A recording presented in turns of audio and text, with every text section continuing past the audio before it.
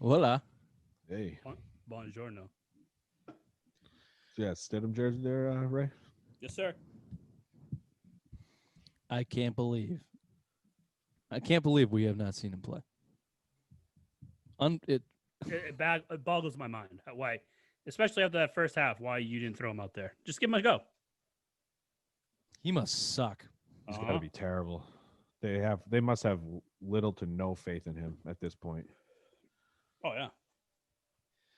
Yeah, I don't know. We can get into it. So you guys you didn't watch that fight? No. Dude, I saw the I think it highlights. was like $80. It's $50. It's It was $49.99. Either way, I wasn't paying that for that fight. It was fucking a joke. Dude, it was an exhibition. It was like 2-minute rounds. It was I would not pay for that. Did you see all the rules? You couldn't. There's no knockouts. Did you see the gloves? Dude, I saw pictures of the gloves that Tyson had on. They look like fucking watermelons out there. Yeah. It's like, dude, come on. Like, this is a joke. It's two 50-year-old guys. One hasn't fought in 20 fucking years. I mean, yeah, Tyson looks like he did look incredible, but come on. He said he got high as shit before. It was going to be a draw no matter what. You know what I mean? Like, it was just so stupid. Yeah. Each got a belt after two. It was like, this is fucking dumb. Like Logan Paul, whatever his fucking tool bag name is, Nate Robinson. Come on. That was the dumbest thing I've ever seen. You see all the NHL players that are coming out and say they want to fight him next? He can fight. Evander Kane. There's another guy from Vegas. Lerner, Robert Lerner, goalie. He said, yeah, let me add him. He's Baby I want a piece of him. Baby Shark. No, but Jake Paul. I mean, those guys can fight. They do pretty intense boxing stuff. They've had a couple real fights, but I mean, now he's calling out McGregor. Like, dude, come on. Oh, that's you want to talk. You want to talk about baby sharks?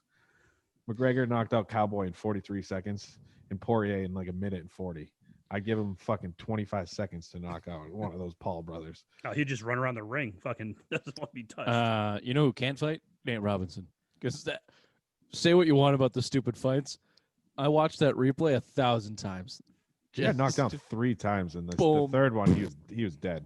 I have a question for Bill. Speaking of fights, what's the best knockout you've seen? Nate Robinson or Zalewski getting knocked out by Minkus? See, that one was different because he choked him out. It wasn't like a solid it wasn't like a solid one. Yeah, but that was one that was my favorite. We have that was beeps my in favorite. both of these, right? Both of these cold opens are beeps. I'm gonna have to go back and fuck around. You don't have to beep that out. You don't have to beep. That was a legendary fight. That was a legendary fight off the bag, anyways. And Minkus, I don't even know if that kid's still alive. He fell off the face of this earth. So. But no, that one was one of my favorites because he flopped around like a dead fish until his legs went limp. Then Minkus just got up and walked away. It was fucking legendary. Didn't stand over him. Oh yeah, you got knocked the fuck out. Oh yeah, that was a good one. It was right after the bus too. We all got off the bus and it was on, and there was like everybody knew it was happening because there was a shit ton of like extra kids on the bus. Because when you knew there was a big fight coming.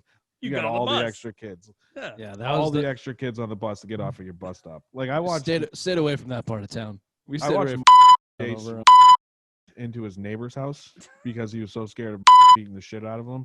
Like he ran from the top. I don't know if you guys never know where he lived, but he lived over downtown area, and he ran from the top of his street. Like he lived half a mile down the block there, and he ran the whole way, running, baby, and then got into his neighbor's house because him and we're chasing him down the street ready to I remember that one. Yeah, I remember that talk. Yeah. I'd love to know what it was over. I don't remember. I think Keith just kept calling him Minkus. No, dude, he had that name forever. We all called him Minkus. I don't even think people knew what his real name was. Minkus. Couldn't tell you. He was my neighbor. That's why I knew that. I used to hang out with the kid. He lived right next door to me. Justin Minkus. Steve Tossi gave him that nickname too. Yep. Kyle Hurley. He lived right across the street from me. Minkus was the character in Boy Meets World, right? Yeah, he looked just like him. I know. Without glasses. I know. But I was trying to pin the what the actual show was. You know who looks just like him too? His little sister. Girl Minkus. Girl Minkus. Great nickname, Bill. Hey, Girl Minkus. The height of creativity. I'm just gonna beep out everyone's name except for Minkus in the. All identities should go unknown except for the fake one and Girl Minkus. Girl Minkus. Dude, I think she looks more like Minkus than Minkus actually does. I'm sure that's true.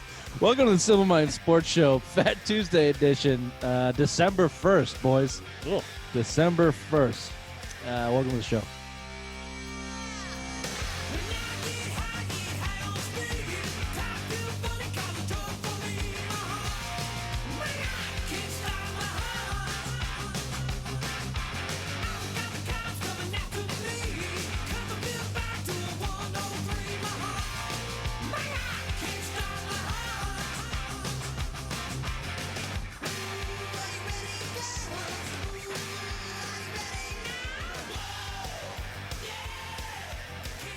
Yeah, well, I don't like it.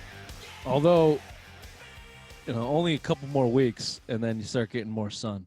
Yeah. Got to deal with the debilitating darkness, and then What's like the you start winter getting a little bit- solstice? It's like the yeah, darkest day of the year or something, and then it starts getting lighter and lighter as like very after good, December. very Yeah. good.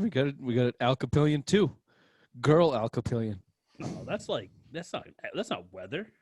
What is it, Bill? What is it, Ray? I don't know, it's not weather. I'm sure it has something to do with the weather. I'm sure Yeah, you sure idiot. Read a meteorologists book. know about it. First of all, just normal people know about it. So I'm sure weathermen and women know about the winter solstice. Yeah, read a book, dummy. It's somewhere in that same Can't category of read. weather. Yeah, I know clearly. My fucking computer froze, so I don't remember what I was going to ask you. Want me to start you off? No. How I do you would fix the New England Patriots? look. I thought for sure we were going to be asking these questions coming off a loss on Yeah, me Sunday. too. I thought for sure that was going to be the situation, and lo and behold, your Arizona Cardinals do very Arizona Cardinals thing for the loser city that they are, and they Let 'em off the lose hook. in crippling fashion. So now we're talking about what are they, a 5-6 Patriots team, still an opportunity to make to the playoffs. I still say they got to win out. I don't think you're getting into these playoffs with 9 wins. Gotta The win AFC is too competitive, and they can't win out. So the question still is valid. How do we fix the New England Patriots? And is this year a one-off bad year and something that we've been due for 20 years? Or is this bigger? Is this something bigger that we're going to have to get used to moving forward? I'll Right? go. Thank you.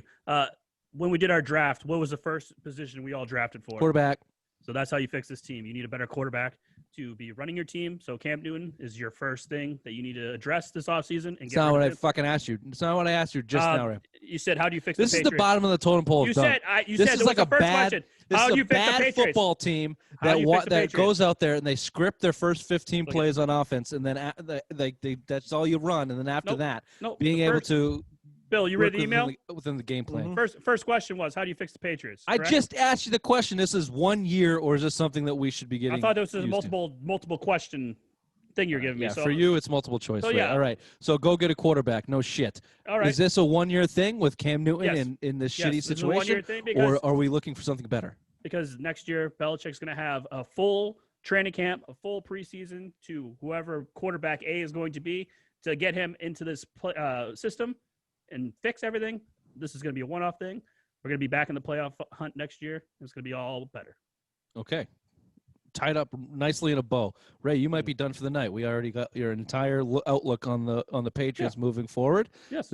Keep it tight, keep it simple, simple minds. You are the epitome of our show. Thank you, Raymond. I'll come back to you when I think it's necessary. Bill, is this a one-off, or are we in for a little bit of struggle as Patriots fans moving forward? A little bit of struggle, I think. Patriots need to figure out their identity. You know, are you going younger, or are you going to try to keep winning? Because right now you have an infusion of both, and it's not working. You're 5-6. You're clinging to life on your season. Figure out a direction you want to go. You have $80 million to spend in the offseason, so you're going to build through free agency, or you're going to start building through the draft, because you need to infuse some young talent on this team. So you need to build through the draft, and I think this is what they should do. I want a full rebuild, and I've been saying it multiple times on the show. I want tear the whole thing down and build it right back up from scratch. You did it in 2000 when you had all that cap space to kind of build up. I think you had 13 or 14 free agent signings that year, and it basically helped you win a championship. I don't think you're there. You're going to get there in the next couple of years. And even with Cam Newton, I think you can get another year out of Cam, as much as I hate him, but I think he's probably your best option at quarterback next year. So, I mean, I think you got to get younger. Surround Cam with some offensive players, build through the draft, and then spend that money wisely in free agency. So you still got to get younger, and it's just you got to get. Was this designed then? Was this year designed in terms of they knew that it was going to be down? Like, I think if you went back and looked through Patriots history, Belichick's history, you can spot those years where they were anticipating having a down year.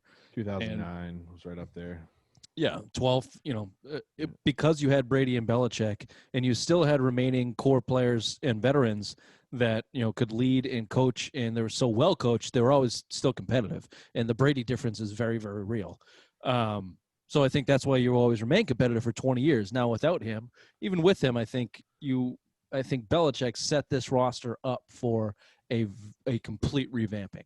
Yeah. So to answer my own question, is it a 1-year thing? Yeah, I think it was planned to be a 1-year thing, but I don't expect them to be right back where they were next year, right? I don't expect them to necessarily be fighting for deep playoff runs and Super Bowls. It kind of has to be proven to me, which is my next question. Do the Krafts and the Belichicks have a succession plan moving forward? We know Belichick is 68. He doesn't necessarily. He's said in the past he doesn't necessarily want to coach into his 70s. Coaches who have coached into their 70s do not have a great track record. Obviously, he's got his 2 kids on the staff. So, is there a succession plan with the Krafts and Belichick? And in the meantime, do you trust Belichick to get there, to put the Patriots in a position to move on to the next phase of their organization and more importantly, be successful in the next phase of the organization? Yeah, I think Ray, Bill, anybody, go. Well, I didn't know if I was going to be called on the rest of the night. Yeah, I think Josh McDaniels is the guy. That's why he didn't go to Indy. I think there was a little talk saying, hey, you get muted for that sass, Ray. I'll come back to you in a sec. Bill? Yeah, I think McDaniels is kind of the guy going forward. And I don't think it was necessarily agreed upon why he didn't go to Indy, because they never told him like he was a coach in waiting. But I think you have another coach on your staff. You could be grooming your kids there. I don't really know. I don't think Belichick's going to have a hand in selecting the next coach, especially if he's retiring. I mean, he might if he's going up to the front office, but he has had no indication that he wants to do that. So, I mean, McDaniels is the most logical choice, but Can I jump in on the McDaniels thing and the Indy thing? I know they paid him a ton of money. I wouldn't have gone to Indy either. I think he made the smart decision. Well, look, I know that it came out that he had family ties, and I'm sure a lot of that's true. That he didn't want to uproot his family. I think his kids are, like middle school age, in an age where you fuck them up if you take it from their kids, from their friends, and whatever. So I'm sure that might have been part of the problem. And if Kraft dumped a bunch of money in his lap, I'm sure that's true. He's the highest paid. But it had to come with assurances that you are the next guy. But you're looking at, if that inevitably comes down, you're looking at like 8 years later or something. Like if you anticipate Belichick retiring in 2 or 3 years, when was that, Bill Rainman? 2 years ago? I think it was 2 years ago. Because he wanted the Browns job last year. He would have taken that too. Right, and Bill, and it was reportedly didn't let him leave in time to go interview for the Giants job. So he's back out on the market. So the whole succession thing for Josh McDaniels, I think, is stretched a little bit thin right now. Well, especially if you're chasing Shula. It'd be so interesting to hear what Kraft said to him to get him to come back. Yeah. And maybe he just didn't. Maybe he just pulled that trigger on Indy too soon and just, Byers and Morrison got the fuck out of there. Well, if you're chasing Shula too, I mean, you're 42 wins behind, somewhere around that range to pass him all time. So, I mean, you're looking at another roughly 5 years as a coach. I mean, that's his goal. I don't think he's going to leave until he passes Shula, honestly, and I think we can all agree on that. So you're really going to be stuck behind Belichick again. And then if you guys don't start developing a quarterback, I think that reputation for McDaniels being an offensive guy, quarterback guy, is going to take a big hit. Now, I think this is the most important time for him to kind of see, it's because you got to figure out the quarterback. I think Bill will do a good job picking the guy. Like if he's set on, I don't think Stidham or any of those guys that he picks late round are the guy. But if they're really drafting, like Jimmy, I think was the guy. Yeah. So I mean, this is where you need to start developing and use your offensive mind, because if you don't, then I don't want you coaching the Patriots going forward. Yeah. Well, and Jimmy was a second round pick. I think McDaniels has gotten a lot of shit for his play calling this year for whatever reason. Sure, he's had some weird play calls and the third down runs are bad play The jet calls, sweep but today really pissed me off. look at what he has I was gonna for say, yeah, pass all catchers, side, yeah. and look who he has throwing the ball. Like, you got to come and up with trick plays in order to fucking do anything with this team right now. You Dude, and take- some of you take Cam's into were coverage consideration- sacks today too. oh Yeah. yeah, some of There them. was And no but one wide open. I think if you take into consideration some of the unique stuff that he has done with a running quarterback who can't necessarily run that much anymore, we saw it today or on Sunday. They designed a lot of more runs today for Cam than we've seen since week 1 against the Dolphins. And he's no Kyler Murray out there.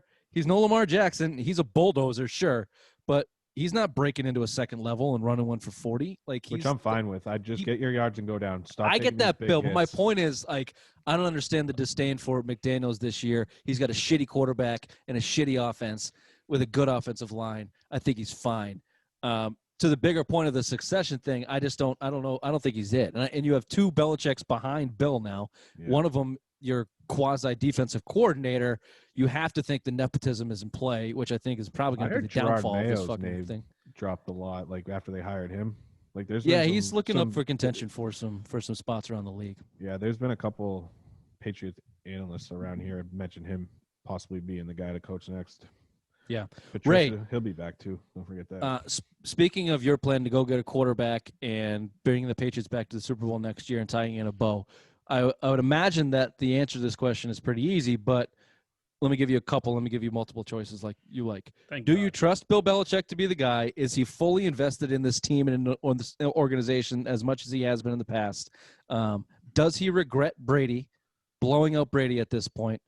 And does he have the balls to fire his kids? Let's do a little circle on those 4 circle jerks, and let's start with Ray. Pick one. Your choice. Do we trust Bill? Always, always and forever. This organization's slogan should be "In Bill We Trust." Why wouldn't I? Because he's lost a step. Second question, Bill, has he lost a step? He hasn't drafted well the last 4 or 5 years, and it's clearly have a giant impact on this team this year. Second round pick, Mohamed Sanu. Terrible. Do you know why they $9 million guaranteed, Antonio Brown. First round pick, N'Keal Harry. First round pick, N'Keal. First round pick, Sony Michel. First round pick, Isaiah Wynn. Yeah. So to answer my question, do I trust Bill? I trust him more than I would trust any other name that you give me that you would want to blow him out for. Does that mean that I trust him the same way I did before? No. Obviously, I think Brady has a bunch to do with that. I don't think his ego allows him to regret blowing Brady out, but I think if he was if he could take a look back and actually assess it, he would regret it. Of course he would regret it. How would you not? They both regret How it. would you not take Tom Brady this year over Cam Newton this year? Yeah. Anybody in their right mind are doing that, even as much as maybe Brady has dropped off a little bit. So I don't think he's dropped off that bad. The only reason he's really dropped that, because again, we kind of touched on this in our Worst text. system His offense is, dude. It's a downfield throwing offense. Brady is last in the league in completions of 20+ yards and leads the league in incompletions of over 20 yards. His strength is the short, quick passing, dink and dunk, and they're having him take 5-7 step drops in the fucking pocket and get murdered, and 2 just air it out down the field, which he's not made for that. It baffles me that they haven't built that offense around his strengths. Arian should be dumped. He should have been dumped last year. Byron Leftwich should be fired too. He's the one calling. Well, no, it's Arians' offense. I heard. I forget who it was. Offense. I think it was Romo talking about it during the game. They said that the Arians' offense is a post-snap read offense, which means you have to identify, after the ball is snapped and in your hands, quickly identify where the best place to go. That is less Brady than downfield throwing. Brady's biggest strength is assessing the defense before the snap, knowing where the ball is going before the snap, and his wide receiver knowing where the ball is going before the snap. That's why Julian Edelman is who Julian Edelman is. Wes Welker is who Wes Welker. Deion Branch, Troy Brown. All down, David Patton, all these guys who are never big name stars. The Randy Moss is the only outside wide receiver who did outside wide receiver stuff that he ever had. And even him, he was just so gifted. Dude, even they could Brandon just Lloyd. toss it up. You guys forget Brandon Lloyd that one year. Oh, he had a 2013. He had 70 catches for 1,000 yards or 999 yards. It was right there. He had a good year. One and done. He was out too, but he's had not huge name wide receivers, but he made those guys and the guys that get open where he needs to be. Like you said, He looks at it. He can tell where a safety. He knows where the underneath route's going to be. Everything just by the pre-snaps reads, and boom, that ball's out in 2 seconds. Arians' offense, you can't do that. You can't do it at all. You have to wait for the play to develop and wait for these guys to get open.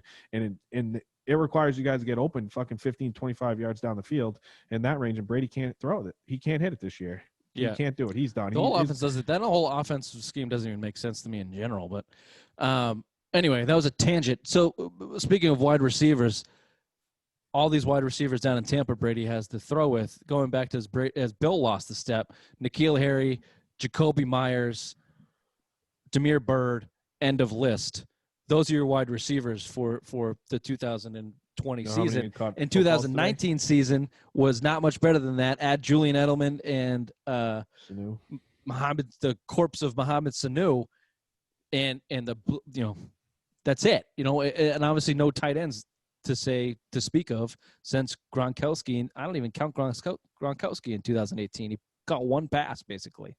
So I think I don't know if he's lost a step. Can he calculate and understand what the NFL is and what the NFL needs at this point in his career?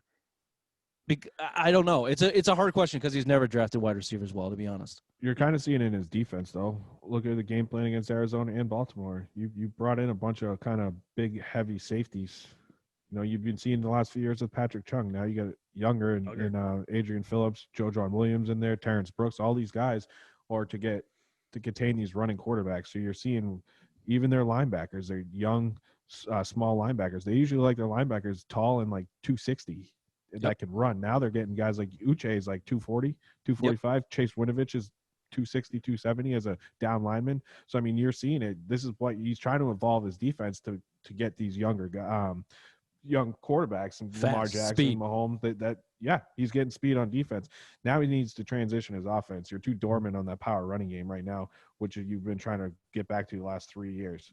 So, I mean, and I just think it's lack of playmaking on offense, especially a tight end wide receiver that you've neglected to do anything about, because N'Keal Harry, not the guy. Mohamed Sanu, obviously not the guy. And 2 of our tight ends are on fucking IR this year already. So yeah, I think that's a good point. I think that obviously defense has always been his strength. I think that he can probably still identify players on defense. I think you're right. He's had an idea of what they want to do on defense over the last few years, and they've attempted to do that. And you're starting to see it come out in some of these younger guys that you were just naming. But they're not that good yet, and there's still a bunch of fucking holes. I mean, there's a ton of goddamn holes. So my next question, should we be rooting for them to lose? Should we be rooting for an outright tank, Ray, to move up in this draft? And if they were able to get a mid-round pick or an early pick, could they make a jump? Could they go draft one of those players probably on the defensive end and plug them in and help them make the leap that you think they're gonna make and get into the playoffs? No, because we've always said this. That's a loser mentality. We don't have a loser mentality here. And look at all those teams that are always between first and 10 that pick. They don't do anything the next year. They're always in the bottom of the fucking league. We're not at the bottom of the league. We need to make strides, be winners, win when we can. We don't want to tank. We don't need a quarterback. We don't need a defensive end in the top 10. Just fucking go out there and win games when we can.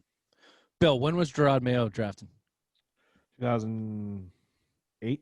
What pick did he go? 10. Give me the 10th pick. They had the 5th pick because Joe Staley got drafted by 49ers, and they flipped that the year before. And here's the reason why. Thank you, Rayman. Here's the reason why. I think it was 2008. You need linebackers, or you at least need downline. You need front 7 players. And if there's one position that I trust Bill Belichick drafting, it's linebacker. He has nailed his linebacker. Yep, he's nailed that position. That's his bread and butter. I trust him doing that. And if that means, look, I'm with you, Ray. I don't want him to outright tank, and I don't outright root for them to lose because that's not even in my blood. I just don't have that in my blood. Even on Sunday, when Nick Folk is going to kick that field goal, I'm still hoping it goes in. When it goes in, I'm not as excited, but I'm hoping it goes in. I mean, I jumped up and cheered. Nice, good for you. Did you hurt anything? Did you hurt any of the Tinder whores? No, there's no one over here. I'm alone. Did you pull a hip with your pants on and you slap your balls and you came back down? No, I got pants on. It's, pants You on. sit Sunday. on the old saying thing. Yeah, so I think if you fall into that 10 to 15 range, I think Bill can identify some, obviously depending on the draft, but I think you can identify someone, a very impactful player. I know that that's not said a lot around New England. It's all about the system, but shit, you need some active athlete, big time playmaking players. And I trust Bill to do that on the defensive end. So if that means going 8-8, 7-9, and falling somewhere in the middle of the draft and being able to identify someone, why? Yeah, of course I'm into that. But yeah, I don't want him to outright tank because I don't think you can get much higher than 10th anyway. No. No. I mean, and you look at the picks. Ty Warren, I believe, was a 13th pick. Yeah. In that range, and then you got Vince Wilfork. I think he went 21st or 22nd. So I mean, he's hit on a lot of those picks when you pick up high. Again, Gerard Mayo was there. You hit on Richard Seymour when you picked up high. I think he Seymour went was number. 23rd. He went 6th. Was he? Yeah, he Yeah, went because he was the 6th. 2000, right? 2001. Because they Yeah, people 2001. hated that pick because they lost Chad Eaton the year before. He went to Seattle, and then they replaced him with Richard Seymour. But he was a stud. Should be a Hall of Famer this year. But That so, I mean, worked. it worked great. I mean, you saw if he's got a high pick, he's usually hitting them. I mean, that's my Lawrence next. Maroney was probably his worst first round pick. Like when he picked Okay, up so high. this He was is 20th. This is my philosophy. First round picks, go defense, Bill. Every time. Yeah. 100% of the time, if you have a first round pick, draft defense. That would be my goddamn strategy. How do you like Duggar? I actually don't mind Duggar. I Take think he your fits the goddamn NFL. modulation off your. He's trying Did to. it again? Yeah, He's trying to look up titties. to make sure that I was. He's trying to see if he was right, but he's definitely wrong. He was a top 10 pick. Duggar's been an impact player. I mean, he's made some mistakes as a rookie, but I think he's been an impact player. Drafting him in Baltimore. He was the best player on defense in Baltimore. I'm pretty sure you could have got him in the second round. Pretty sure you could have saved that first round pick. And You did get him in the second round. Or I'm sorry, third, whatever. Yeah, they reached on him, and he's reached on a lot of those guys. Ross Dowling, they took 31st that one year. You reached on Duke Dawson in the second round. You've reached on a lot of these guys. Chad Jackson in the second round. So it's like, oof. I don't get their whole philosophy of like trading back. That just drives me crazy because I feel like more often than not, he's not hitting on these picks. I don't know. I don't mind the trade. Which one of you said it? Text Jane. Go ahead, Ray. Whatever you got to do to Pittsburgh to get their wide receiver, their talent draft scout in general. Bud Holy Dupree, shit, yeah. fucking TJ Watt there, every wide receiver, Claypool, Get 'em. Johnson. Get 'em. Dude, Whatever they're you gotta fucking give up. disgusting. Well, they don't trade down. They take their picks when they get them, and they draft the highest talented player. And as wide receivers, you go look like they're fucking athletes, man. They're fast as hell. They have They're the perfect fit for the Patriots too. Bud Dupree, he's a free agent this year, and he would be the perfect fucking Belichick guy. And that's a guy I would love for them to pay. Oh God, give me Bud Dupree. So where are you starting in the draft, Ray? If you have a specific position, are you with me? Are you going front seven? If so, linebacker or tackle or end? Where do you want to see him make a move? Linebacker, because that's your weakest part right now. The only one that's been playing well is Winovich.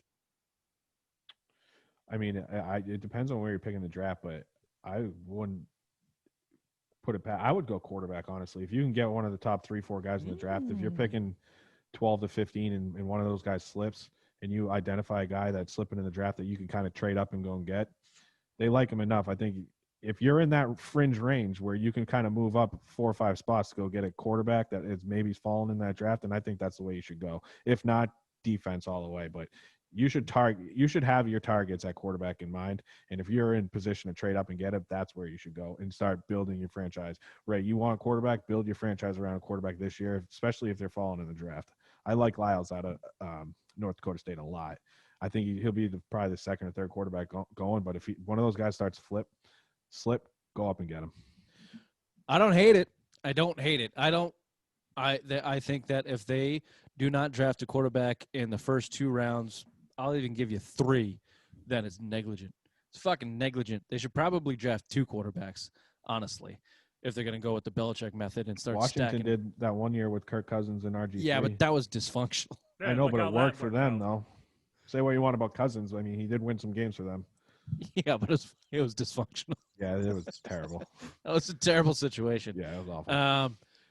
Yeah, I mean, I don't hate it. Like you said, I would stay away from anything other than front seven defense if I'm Bill Belichick in the first round, unless, like you said, you've identified your next Jimmy G and you want him and go get him. But don't be one of these teams that there's a quarterback on the board, so you should take him. I would No, hate to that's see not the what I'm Patriots saying. be But that guy. yeah, no, and he's mentioned it in the past too. Because if you look at like the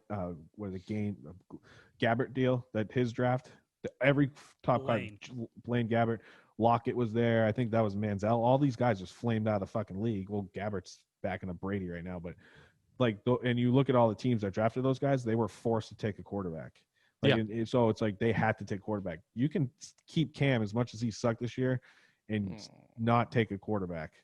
Okay, good. Yeah, I know we might see it. Honestly, we probably will see it because I think Belichick has got some fucking stick up his ass about Cam Newton. Maybe it's because he rides his stick on Tuesdays in their quarterback meetings.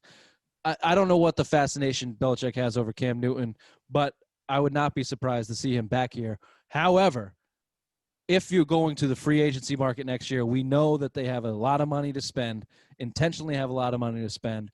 Where are you starting there? I'll answer quarterback. Go get another quarterback. Dak Prescott. Fine. Oh, no. You're going to have to pay him a lot. Best available. You're going to have to pay him a lot. I don't understand how people do not look at Cam Newton and say you can improve there pretty much with almost anybody. Pretty much, he threw for 84 yards and 2 interceptions on Sunday. I mentioned it 2 shows ago. Don't be surprised, man. Take a run at Alex Smith. If he doesn't come back to Washington, he's a veteran guy. He's one of. He just got signed. No, he's a free agent after this year. They're gonna sign him. He's gonna be the bridge quarterback because they're. Yeah, I know, but I'm just saying if they don't sign him, I mean, look at a guy like that. But that's what we need. And if you could draft a quarterback and grab him, he's been a leader before. Right, again, up a little bit. I mentioned it before, Kaepernick. And then obviously with Mahomes, he was a veteran guy there before, and obviously now in Washington. So I mean, he can right the ship for a little bit, and he would be better in this offense than Cam fucking Newton would be, and that's a guarantee. I think a lot of people are looking at Jimmy G. I think a lot of people are looking at Jimmy G as a guy that's going to be moved. Now, this would not be a free agent. This would be a trade, but it would be more of a sign and trade, NBA kind of type of thing. Matt Stafford would be a real trade. Matt Stafford would be a hockey trade. They'd have to give something up. No, because they're saying the salary cap, everyone's going to be in salary cap jail next year, and the Detroit Lions will probably be one of those teams that has to drop Matt Stafford. It's been reported. Him, Matt Ryan, Jimmy G, all going to be dropped next year. Go get Matt Stafford, and then you can sign his Binky and Kenny Golladay, and boom, there's your offense. I love that. I would love that, which brings me to my next position then, Ray. I want your opinion. I know the easy answer for this question on where do you go to the free agency is wide receiver. I don't go wide receiver. I go tight end. I go tight end. Tight end. I'd sign as many of them as possible. Hunter Henry's the big one. I don't think you're gonna. Anything's better than Ryan Izzo right now. I love Hunter Henry too. I love him too. I think that he's going to be tough to pry away from the Chargers. I would imagine that they're going to try and bring him back. Although I don't know. He's playing on a franchise deal right now. They never signed him long term. He's a franchise. He's playing on his franchise deal, $9.5 million. Ray, you got any names that you'd like to throw out there?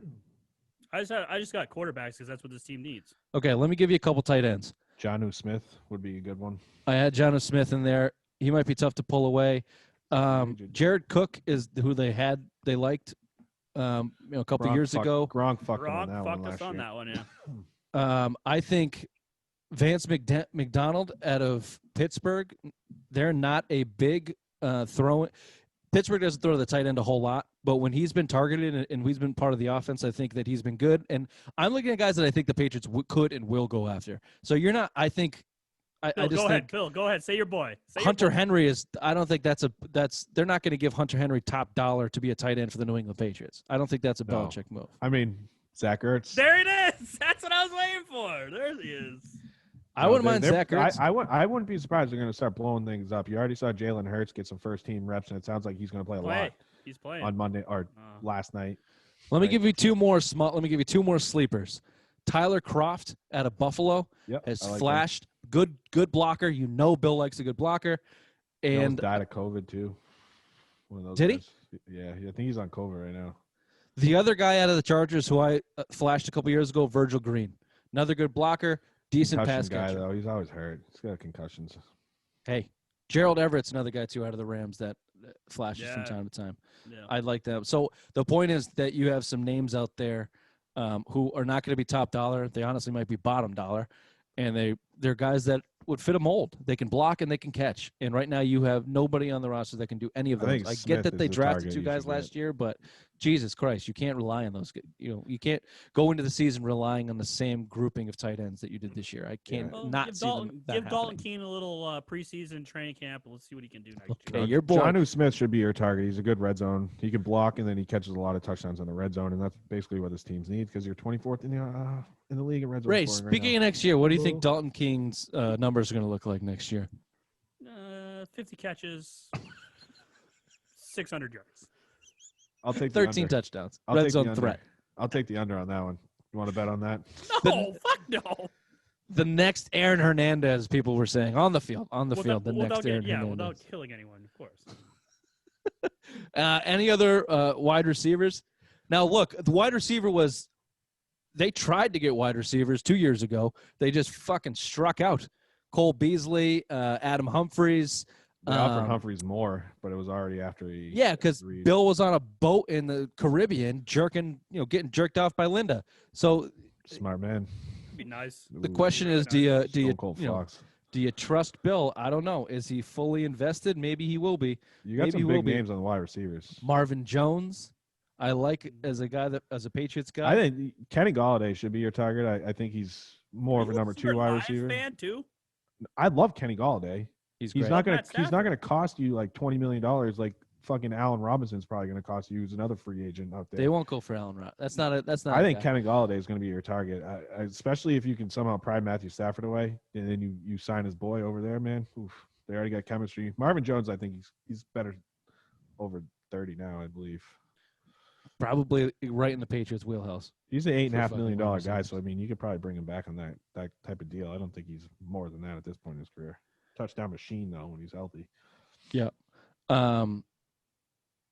Shit, I just had a brain freeze. The guy on the Giants that they tried to get that was too expensive. Golden Tate. Golden Tate should be a guy that they are constantly in the rumor mill about getting Golden Tate. He's lost it though. He's kind of old at this point. I'm also. He was on the fucking Giants. Watch him go get Golden Tate. He's a perfect guy for Who the did he Patriots. just get in a fist fight with too? Because something like cheating on his sister or some shit. He got in a fist fight. with somebody. I Ramsey. forget what. Jalen Oh yeah, Ramsey. it was Jalen Ramsey. Yeah. Another young guy that never really blossom, but definitely shined in Tennessee. And now that they have A.J. Brown going on there, is Corey Davis is going to be up as a free agent. First round pick. Yeah, he's got some value. I would take a run at him, but again, he was 7th or 8th overall in the draft and never lived up to the hype. Even now, I mean, you saw A.J. Brown, fucking stud. Came out right away. He's a stud. He had 96 yards today too. Oof. There's a couple of those guys. I mean, Zay Jones, who I have no interest in, but those second round bust out of Buffalo. Yeah, no. Those draft classes are coming up. You might be able to take a run at those guys. Aguilar will be available. Ugh. I can say, yeah. You got to do something. No Haynes Aguilar. Julian's gone. Well, look, the greater point here is, I just think from the history of watching Belichick and do what he does, draft defense and go in the free agent for offense. Unless it's offensive line, I think he drafts offensive line really good. You got to keep Tooney though. That should be your number one on your list this year. Is kind of locking Tooney back up. Yeah. He's too important to this offensive line. He's the best player on your team. It's too important. You've seen him play left tackle. You've seen him play center. You've seen him move around the whole offensive line. You can't let him go. He plays every game. He's missed one game in his career, and he played every fucking snap last year, the year before, every snap.